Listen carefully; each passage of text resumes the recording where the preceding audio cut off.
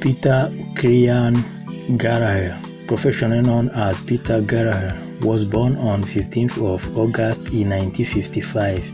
Today celebrating his birthday of 69 years old. He is an American actor who has been acting since 1980.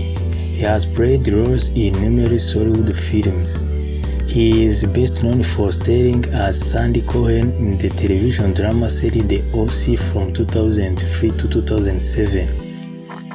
Some of his other movies include The Idol Maker, Summer Love, Dream Child, My Little Girl, High Spirit, Sex Lie and Videotape, Turn in Tomorrow, Melinda, The Cabinet, Bob Robert, Watch It, Shortcuts, Maris, The High Proxy, Mother's Boy, White Mile, The Undeaf, While You Were Sleeping, Cafe Society, Last Dance, The Man Who Knew Too Little, Path to Paradise, Johnny Kidman, House on Haunted Hill, American Beauty, Center Stage, and many others.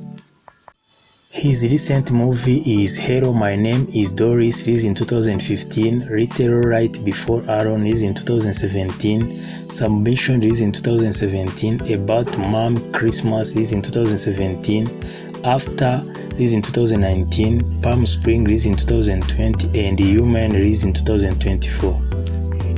He also acted in many television series including How I Met Your Mother, The Good Wife, Togetherness Less, New Girl, Law and Order, Man Seeking Woman, Grace and Frankie, The Grifted, Mommy Brown, The Corner, Zoe, The Awful House, Grey Anatomy, and his recent Mr. Mayo and Reboot, released in 2022.